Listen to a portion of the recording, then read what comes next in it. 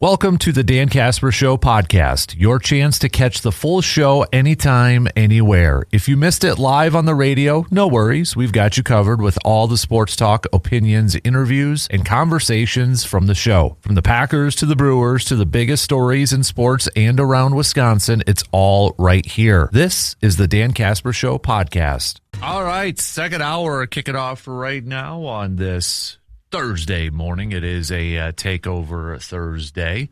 Appreciate you hanging out with us and making us a part of your start if you are up and at it. We're going to get back to some more baseball talk as we are getting set for Brewers, Padres, Game 3 coming your way.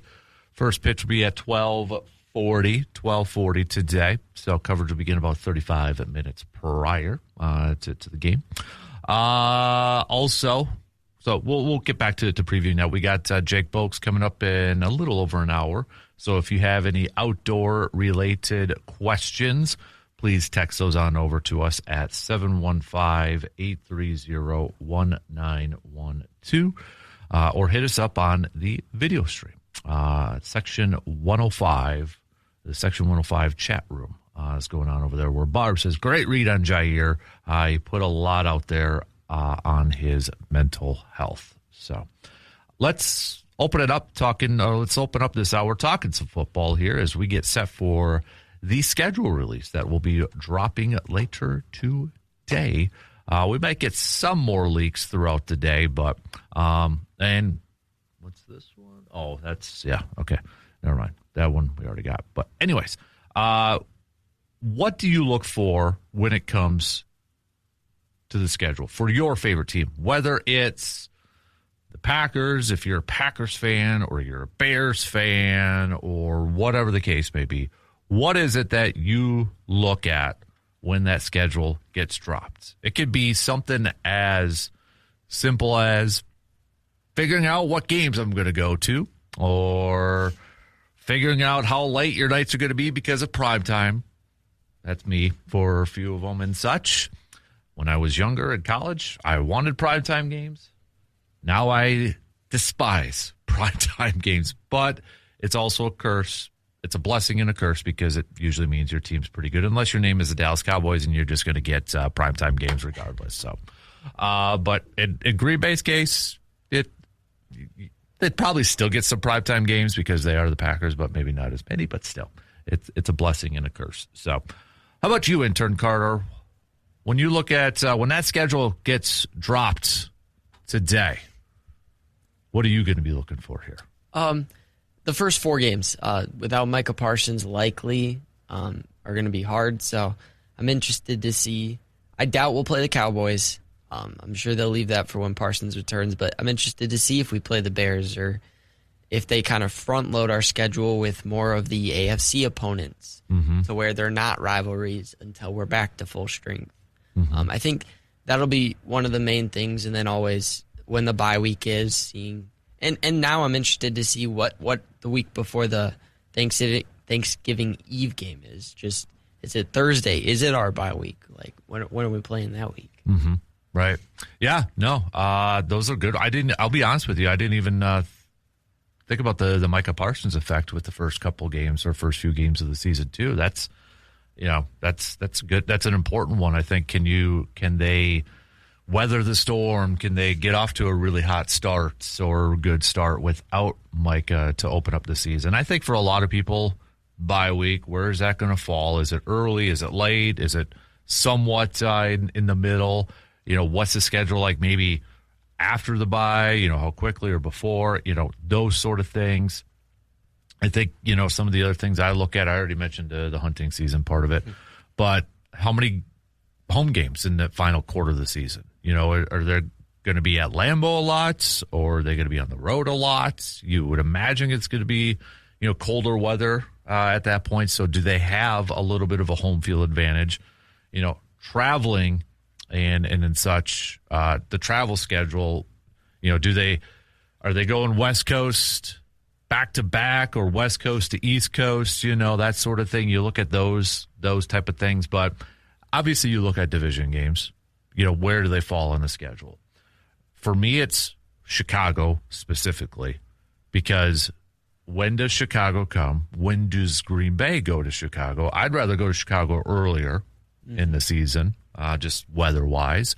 Honestly, I don't think at this point it matters in terms of whether Chicago comes when it's cold or whatever.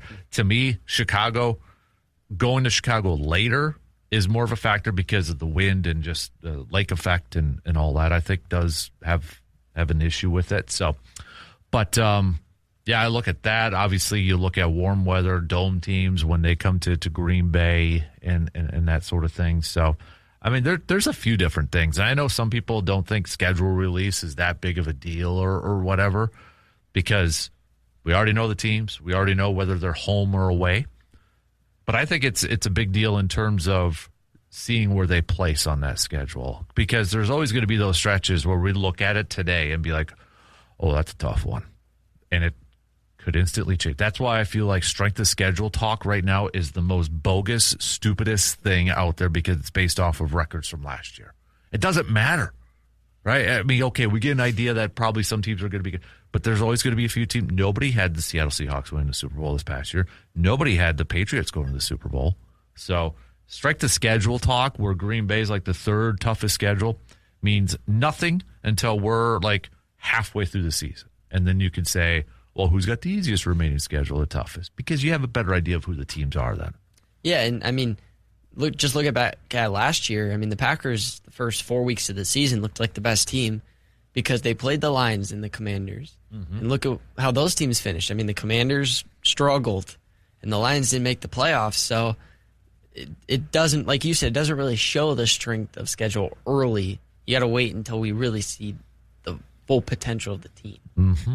Yep. Yeah. So, Living a Dream Jeff, it's been a hot minute since we've heard from Living a Dream Jeff, but he says, I have to look at night games for vacation days for work, also home divisional games in December. So, just as a quick reminder, if you're wondering, if you can't remember, you don't know who the Packers play this season. So, their home games are going to be obviously Bears, Lions, Vikings. Those are division ones. Atlanta, Buffalo, Carolina, Miami, Houston, Dallas. Those are all home games. Away games, obviously division, New England, New Orleans, Jets, Tampa, Rams. So we know the Rams one. It is the night before Thanksgiving. So, Jeff, at least you probably don't have to take vacation for that one, right? Because I would assume maybe you have Thanksgiving off and such. But just looking at this, and it's not always the case, but for primetime games, you would think one would be at least a Bears game, right? I mean, at least one. Mm-hmm. I could see Fox wanting to hold on to one, though, too, and we get the Tom Brady game, announcing one of those. You'd think maybe a Buffalo game. Now, it's not always the case because some of these networks want to keep those games for themselves, which I understand. But you'd think on the surface that would be one. You would think maybe a New England one. And then after that, probably Dallas or Houston, too. So, I mean, I would say Green Bay's probably going to get the max of primetime games around 5.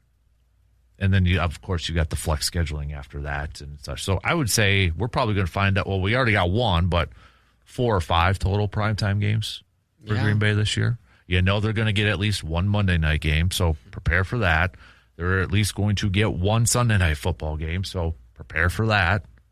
That's going to be 3. Yeah, probably 1 or 2 more at least on that thing.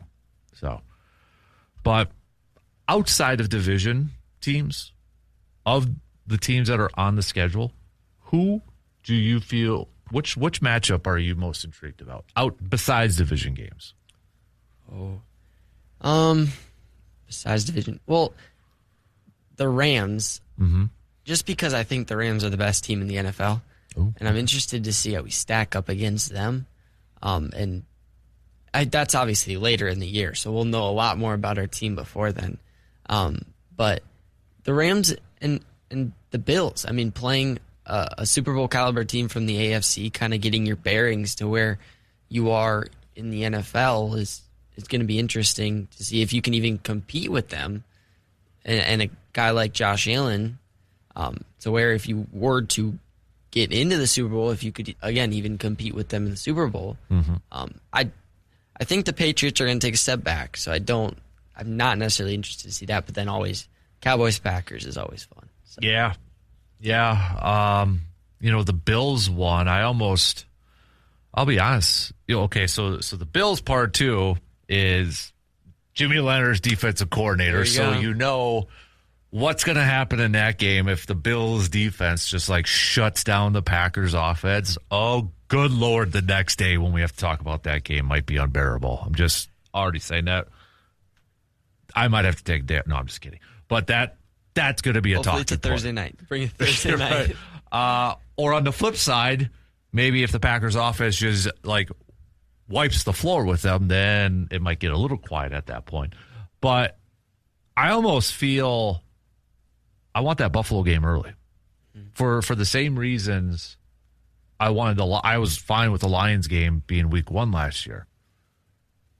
Joe Brady got promoted to head coach, yes, but he's a first-time head coach. Jimmy Leonard's going to be a first-time NFL defensive coordinator. Until they maybe get their feet wet and a little bit more experience, I feel like I'd rather play those type of teams early on. And first game. Yeah, they've got some roster turnover as well, so just they got to figure out some of their defensive positions. I know their defensive back room is a little thin, so they didn't sign our good friend Rasul, so they're low on defensive backs. So, yeah, like you said, before they can figure everything out, I mean, we'll put them on our schedule. It'll work. Yeah. This has no bearing, but I almost feel like they would purposely put that one as a cold weather game. Almost. I feel like that's a Monday night game. Yeah, I could see that. Monday night cold weather. Yeah, I could definitely see that. A little bit later on, I do have my prediction, my schedule prediction.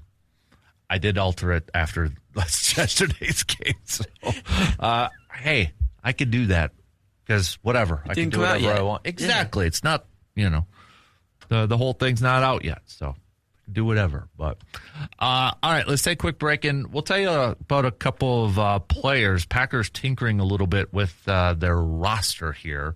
So we'll tell you about a couple of players that they're bringing aboard. And then I want to play a clip from Romeo Dobbs and talk a little bit about Jaire Alexander. So let's take a quick break. Back with more coming up after these quick words. Just a quick little PSA. We are aware that the FM signal is not working right now. But the engineers are on it. AM still up. You can still stream up online. All that good stuff. Video stream. It's a good reason to get on the Section 105 chat with the crew over there too. But we are aware. And if you're still listening on 105.1 FM, you're probably not listening to this part. But you can still tune in on the AM and online and such. The engineer crew is currently on it right now. So let's talk some more green and gold here this morning. So the Packers making some roster moves yesterday, kind of tinkering a little bit with their group. Nothing. Probably names you haven't heard except for maybe one. But they picked up a tight end off of waivers. So these are all waiver wires. Luke Lackey, big tight end, 6'6", 247. The Packers picked him up off of waivers, former Texan. And then is it MJ Devonshire, Buffalo. So he was drafted by the Raiders, but then Buffalo and such. So he was drafted in the 7th round by the Raiders in the 2024 draft. But this is a guy who's apparently a speedster and such. So we'll see. Again, these are kind of just bottom of the end roster moves, but don't count them out. We'll see if they open up training camp and preseason with the ball club and have a chance to make it. But they also picked up a wide receiver by the name of Brendan Rice, and that is Jerry Rice's son. He was originally drafted by the Chargers. Raiders just released him, though, too.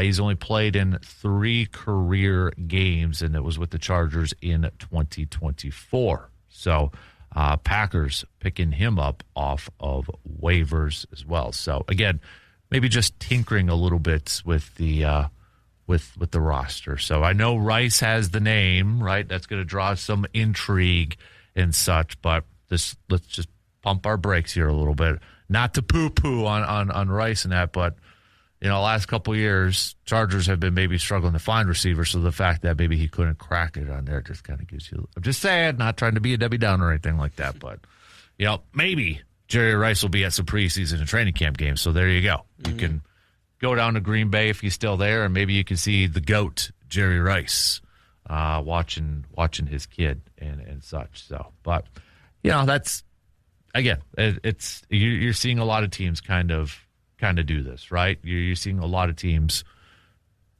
tinkering with their roster here just a little bit before, a couple months away from training camp and preseason and such. So does it move the needle a whole lot? No. Is it big-time free agents and such? No. But honestly, maybe Green Bay does one more veteran free agent. Other than that, I don't see a whole lot coming down the wire.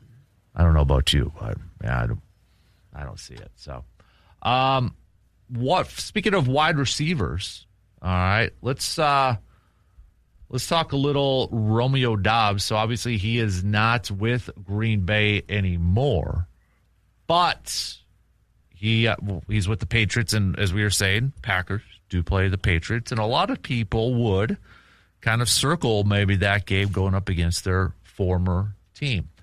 Not necessarily Romeo Doubs. Now, we know Romeo Doubs may be a little bit of a different cat and such, but he had this to say just the other day, answering a question about playing the Green Bay Packers. Audio courtesy from NBC Sports Boston. Nah, man. I mean, Green Bay took care of me. It wouldn't be a reason for me to have that type of pressure against them. Because, again, my career started there. They taught me, the foundation of football, how football works, situational football, just understanding complementary football, how teams can be, like, just the overall game in general. They showed me the ropes in that area. And, again, I do know that we play them this year, but it's not even like that. So there you go. So, which I think a lot of people may say that's nothing really important, didn't learn a whole lot there. I kind of go the opposite approach because remember, he did get suspended for a game. He didn't show up. He ghosted them for a little bit, and it felt like just kind of watching, not this past year, but the year before, he looked miserable being out there. Like he didn't want to be there. And we don't know what was all going on behind the scenes or whatever have you. Last year, he looked a little bit more energized and emotion and such. So could have easily just did the old typical line of, well, yeah, I want to, I have that circle because, played for them. And, how many people say they didn't offer me this big contract, so I kind of want to prove it to them and such.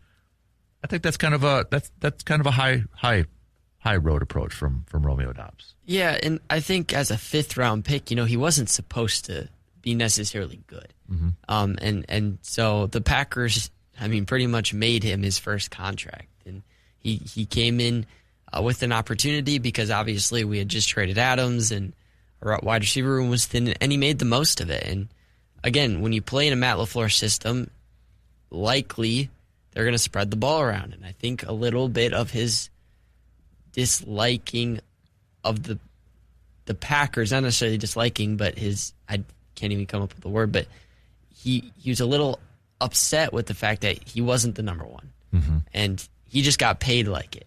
Mm-hmm. So I don't necessarily think he would ever hate the Packers. But I do think there's some added motivation, though. Yeah, I think when it comes to the game, he's probably going to be a little... And then I think that's natural for anybody. Well, right? They didn't pay him, right? They had the opportunity to, and they decided not to, and I think that was best for the Packers. But for Doubs, I'm sure right here he's going to say the right thing, and I'm sure he believes this, but when it comes time, he's going to want to win that game more than most. Yeah, and I think anybody would be in that situation. You don't have to have hard feelings against them per se, like you hate them, but you also kind of want to I want to play my best and in front of a lot of friends who obviously we know he's close with Romeo Dobbs and I'm sure Christian Watson, and obviously, you kind of want to be like, all right, yeah, you guys taught me the ropes, so I'm going to show you a little, I want to ball out. Mm-hmm. So I would have no problem with that either. Even like when that game's going and he, let's say, gets a big catch or a touchdown, he might celebrate a little bit. Good for him. I don't like it because it'll be against the Green Bay, but I can't fault them. Is that in Green Bay? No, it's on. I think it's on the road. I just had it up too, but I think that it is on the road. I was going to say you may get a Lambeau leap if he scores a touchdown. Speaking of former Packers, so Jaire Alexander, the case of Jaire Alexander the last few years has definitely been an interesting one. Even his last couple of years in Green Bay. Talk about a guy who got suspended for a game, right, by the team. For some of the actions, what he did with Carolina against Carolina and coin toss and that. And so it's been a rather interesting last few years for Jaire Alexander, who was Brian Gutekunst's first round pick. And I think we all kind of saw the writing on the wall that he was going to be done after his final year in Green Bay. And it felt like he did too, because I remember not verbatim the quotes that he told the media and locker room cleanup, but he essentially said, "I'm not going to be here," that sort of thing. I don't need to talk or whatever. But then it was kind of weird. He goes to the Ravens, thinking, okay, he's paired up with his good buddy Lamar Jackson. That didn't last long. He didn't play that well. Then he goes to the Eagles. Doesn't even play a down for the Eagles and essentially steps away from football. Well, he penned this piece on the Players Tribune, and I'm not going to read the whole thing. It's not going to be story time here. Everybody can take a chance to read it if you haven't, but I will highlight a couple things, specifically from the Packers side of things. So he opens it up talking about that first game with the Ravens against Buffalo where he did not play well. If everybody kind of remembers that, he did not play well. But a little bit later on, he says, rewind a few months from that Bills game.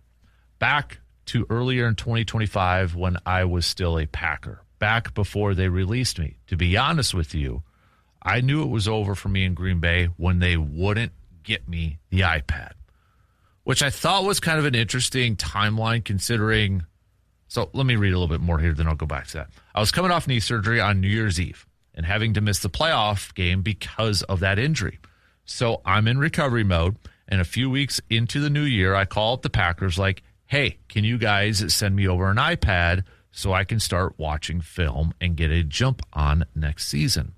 It's something that happens constantly in our league. Teams load up iPads with tons of film and give them to guys so they can study. But in this case, after my surgery, it was this situation where they just kept delaying things with the iPad.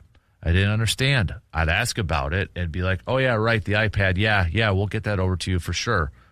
But then nothing would arrive, and so I just kept asking. Still nothing.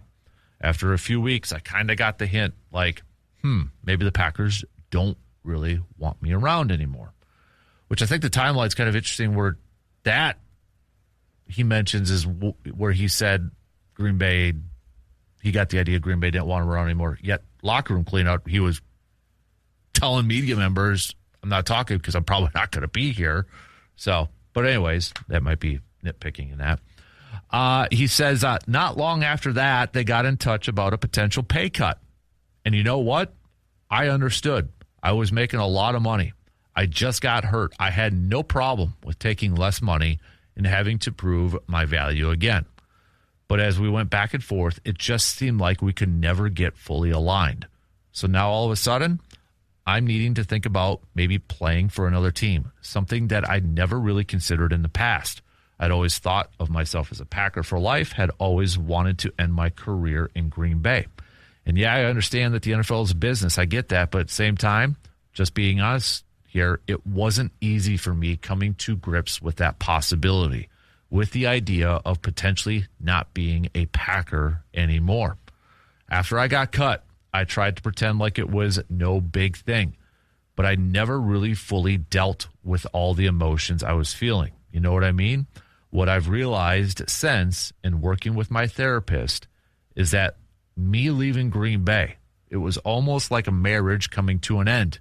And for someone who had devoted so much of his life to this game, that's not going to be something that happens and then you just move on like whatever. It lingers. It sticks with you, or at least it did with me.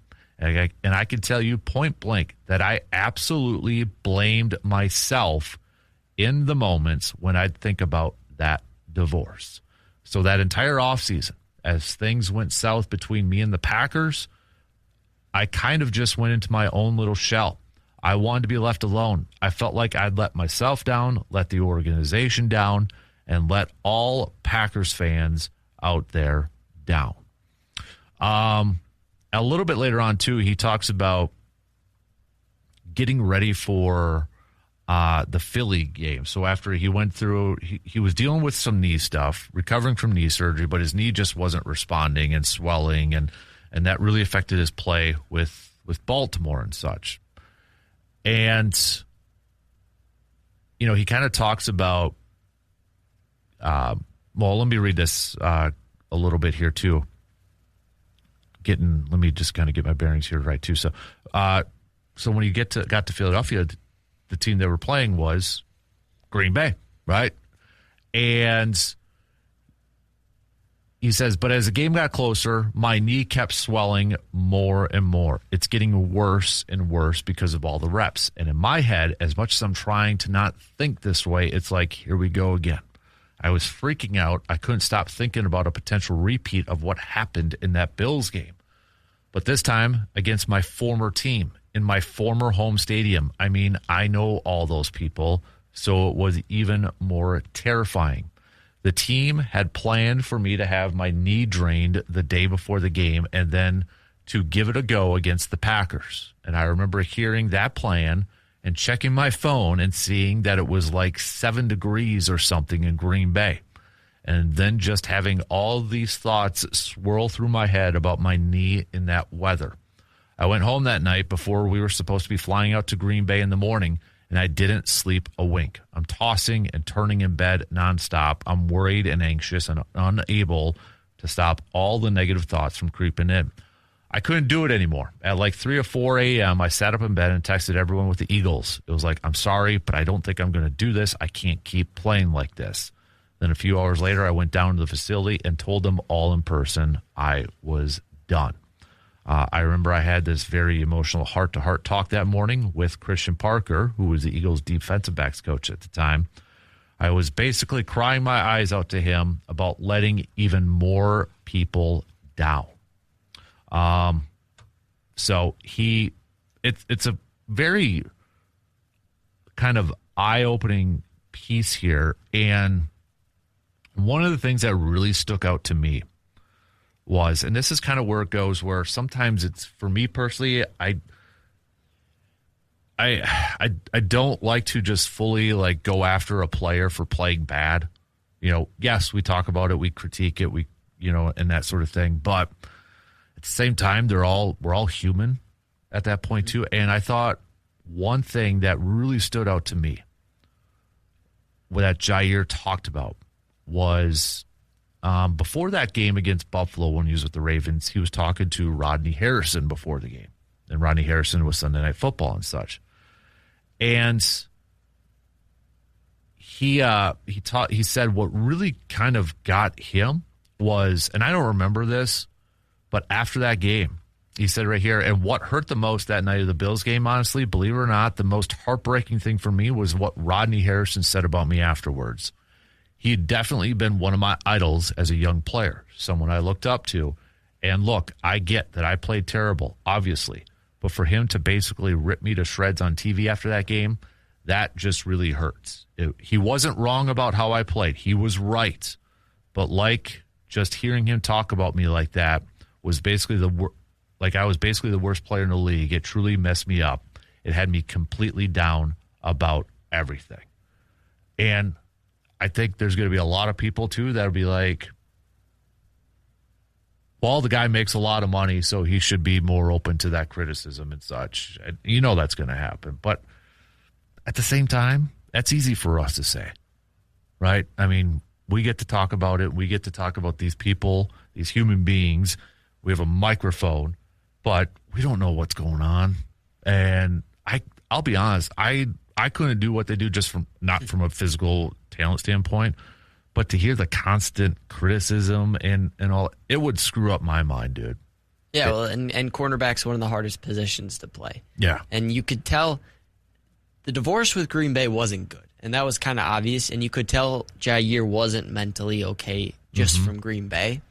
And so I watched a little bit of that game, and I remember going, like, he's not normal. Like, that's not Jaire I know. And Jaire was my favorite player, and so he was a blast watching him with the Packers when he was good, but you could tell that wasn't Jaire. And so, you know, the mental aspect, I wrote a paper the other day and talking about the mental aspect of sports and how that's harder sometimes than the physical aspect because these guys are specimens. These guys are otherworldly athletes. But to be able to take the criticism that they have to endure on a day-to-day basis and just brush it off and go out there and play their game, that's most of the time harder than just actually training for the game. Yeah. Yeah. And I thought there was another piece here, too, where he said that I really needed to get through everything I was feeling and talking with my therapist after I got to the Ravens. One of the big things that we came to realize was that I was still struggling to deal with how things ended for me in Green Bay. I was still really hurt, and it was something I hadn't gotten over. So I was already going through some stuff mentally before that Bills game. So anybody, I think, who maybe thought Jaire hated Green Bay at the end, that's completely different. No, you could tell how much it affected. Like, he wanted to stay in Green Bay, wanted to be in Green Bay, how he felt like he let Green Bay down. And it's completely opposite. You know, we got a little bit of that's why I really enjoy pieces like this, because it kind of gets to the truth of everything. And just, I think it gives a little bit of a peek behind the curtain that, you know, his knee wasn't okay. Yeah. Like, I think part of the breakup between the Packers and Jaire was the Packers thought he was ready to go. Jaire didn't think he was ready to go. And this just shows, I mean, he really wasn't ready to go. And I don't think it was a bad decision for the Packers to do what was best for the organization. Yep. But it's pretty obvious that he just couldn't play. Yeah. And for anybody wondering, could he make a comeback and such, he said, people still sometimes ask me if I'm ever going to come back and play. And you know what? I'll never say never. I still work out. The knee's fine, so I'm in good shape. But for me right now, the most important thing really is just to be in a good place overall, to be happy. So I guess I'm not – I love Jaire. I remember going – we did our show from Packers training camp, day one of training camp, and that was Jaire's first training camp too. And I will never – and I was actually there with Seabaum and such, and, you know, watching them bike up. Jaire biked up, and he was so pumped. He was getting the crowd pumped up as soon as he got off the bike, before he even stepped on the practice field. I'm like, okay, that's a dude. You know, just the energy that he was already bringing. So I've always loved Jaire, and I know some Packers fans had issues with him towards the end of the season, whether it was, you know, health or tackling and all that, or he talked too much. But you know what? For the most part, he backed up a lot of that talk. And I think you have to talk a little bit with a corner, right? Because receivers talk, right? I mean, that's part of the game. You don't have to, but it is part of the game at this point. Yeah, and he was incredibly fun to watch on the field. I mean, the sword celebration that he pretty much patented, and just, again, the way he did talk. I mean, grittying over Justin Jefferson, all that was extremely fun. And, I mean, he was one of the most fun cornerbacks I've ever been able to watch. Yeah. Yeah. All right. Your thoughts, let us know. Hit us up. 715-830-1912. Quick break, and we'll be back after these few words. Summer is right around the corner, and that means it is time to freshen up your home from the ground up with Carpet City Flooring Center. Whether you are hosting some backyard get-togethers, opening the doors to family and friends, or you're just ready for a seasonal refresh, new flooring can completely transform your space. From soft, comfortable carpet to durable luxury vinyl planks, Carpet City Flooring Center has everything you need to bring your vision to life. And it's not just about looks. It's about quality that you could count on and expert guidance every single step of the way. Their team is ready to help you find the perfect fit for your style, your needs, and your budget. So before summer officially kicks off, make sure your home is ready to shine. Stop on into Carpet City Flooring Center today and take the first step towards a space that you will love all season long. All right, I got a rumor for both for the Packers-Bears games, and I ain't happy. So it's just a rumor. It's not confirmed out there, but it's trending right now on the Twitter sphere, the X sphere. Chicago will visit Green Bay week 5. So hopefully Mike will be back then. Okay. Plan your Christmas for Green Bay at Chicago. Yeah, the reaction there. On Christmas? Yep. That's the rumor going on right now. Why do we got to do that on Christmas? Yeah. Why do we got to do that on Christmas? Christmas isn't supposed to be a day of hate. It's not. Yeah. Not only is it on Christmas, it's the one thing I did not want is going to Chicago late in the year. But put Packers Saints on Christmas, not Packers Bears. But that's what's out there. So hopefully it's wrong. But it's like trending right now. It's all over. Yeah. We knew there was going to be a primetime one, but of course they would. Now, my assumption, I could be wrong, but would that also be on Netflix? Because they've done Christmas games on Netflix. So would that be like not back-to-back, but 2 games now for... Yeah. Well, then they'll have played on a Wednesday and a Friday because Christmas is a Friday. Yeah, it is. Yeah. Oof. Oh, boy. They may play on every day this year. Monday, Wednesday, Thursday, Friday, possibly Saturday, and then, Sunday. It's the only day's a Tuesday. Wow. But, all right, so that's, again, it's not official, but it's trending, let's just say, right now on social media. So, on at least X/Twitter. I don't like that one. I'll just say that. I don't like that one, but what do I know? I don't like watching Packers games at Christmas because then my anxiety just goes straight through the roof. Especially Packers Bears, and it's at Chicago. Ugh. Yuck. This was from Bill Zimmerman, who he is a senior executive producer, Westwood One Sports and such. Also does Bears Banter podcasts. So, but a lot of the Packers beat reporters are retweeting it right now. So we'll keep you posted if there's any more rumors and such to pass along. But with the Packers schedule officially dropping today, what are the things that you are looking for? What are the games that you're looking for? What are some of the items that you will be paying attention to the most when it comes to the Packers schedule or your favorite team, whatever it may be, or whoever it may be? All right. We are playing a little behind, so we do have to take one more break before the top of the hour. Get your questions in from Mr. Jake, though, our DNR warden buddy. Text those on over, 715-830-1912, so we can get those on over to Jake. So, all right, let's take a quick break. Back with plenty more coming up after these quick words. Looking for a great spot to unwind in Eau Claire? Well, then you need to check out the VFW Post 305 and take in the view from their gorgeous back patio. It's one of the best in town. Whether you're meeting friends, enjoying a cold drink, or just soaking up a summer evening, this is the place to be. With live bands, fun events, and something happening all the time, there's always a reason to stop on by. VFW Post 305, great views, great vibes, right here in Eau Claire. You know, maybe Ben Johnson and Matt LaFleur can say Merry Christmas to each other at least if that game holds up to be. Yeah. Maybe it's a Christmas miracle. There you go. I don't think they'll exchanging gifts, though. Like, don't. Maybe a card, something. Maybe they'll send it. Yeah, that could be. Yeah. That could be. So, but that's so.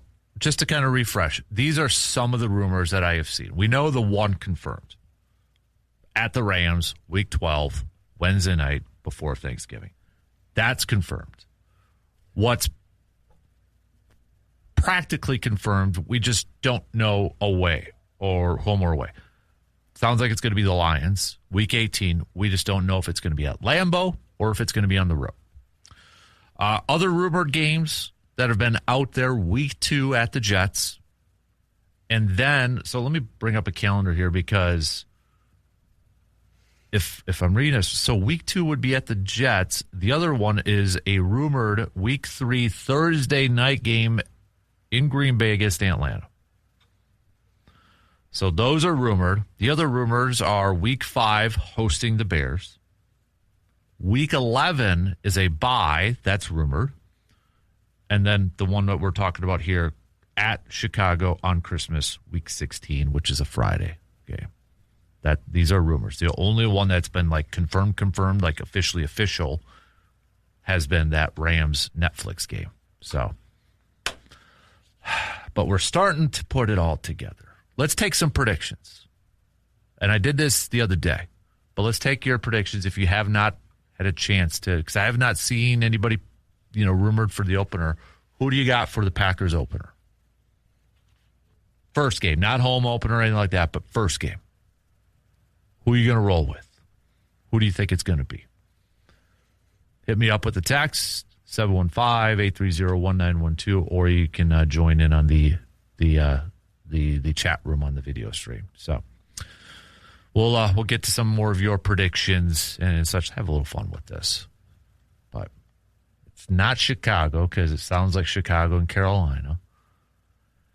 They did open up against Detroit last year. I don't know if they'd do that again. Could they open up? Well, because Minnesota opened up against the Bears last year. Yeah. I don't know if it'll be a division team this year. I don't think so. I don't think so. The Dolphins. Malik Willis, game 1. Hey, again, that's a new coaching staff right away. Kind of get adjusted. That could be, yeah. I'd be okay with it. Get it out of the way. So, or it could be an away one. But yeah, because I don't know. They did open up at home for like the first time in how many years last year. So yeah, I don't know if maybe they do. But all right, send your predictions in. All right, we got to take a quick break. We're halftime, peeps. News updates, and we'll be right back in just a couple minutes.